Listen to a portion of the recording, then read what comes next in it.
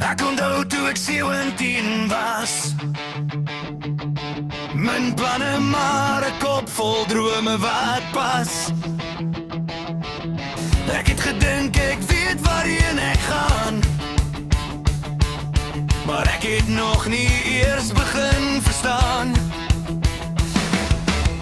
Ek het laat nagte en vinnige dae, gedink ek's klaar groot, ek's reg vir die lewe. Maar nou as ek terugkyk sien ek duidelik, ek was net besig om te leer wie ek is eintlik. Ek wou vinnig groot word, vinnig weg, maar ek het nie geweet wat voor my lê nie. As ek weer 17 kon wees, sou ek bietjie stadiger leef. Nie so jag om alles te kry, maar net die oomblik vat soos hy verbygly. As ek weer 17 kon wees, sou ek meer sê wat ek voel, want die tyd kom nooit weer terug. En nou sien ek hoe vinnig gaan, dis genoeg. Ek onthou name wat ek nog ken, en plekke waar ons altyd weer en weer was.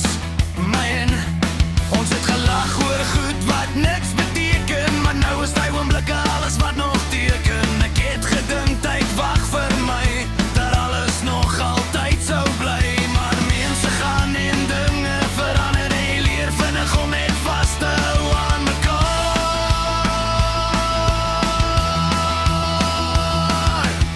Ek wou vinnig groot word, vinnig weg, maar ek het nie geweet wat voor my lê nie.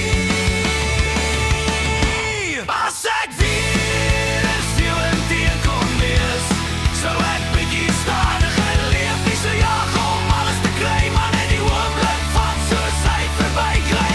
As ek weer 17 kon wees, sou ek meer sê wat ek voel, want daai tyd kom nooit weer terug. En nou sien ek hoe vinnig dit gaan, dis genoeg. Ek kyk nou terug en sien dat ek wat gedink het, hy weet presies wat het is. Maar die lewe lê jou vinnig om te groei, om te val en weer op te kom en nie te moeg te word nie. Ek sou sê moenie so hard wees op jouself nie. Jy gaan het maak, jy hoef nie nou alles te wees nie. En dalk is dit oké om nie te weet, solank jy aanhou loop en bly leer elke keer.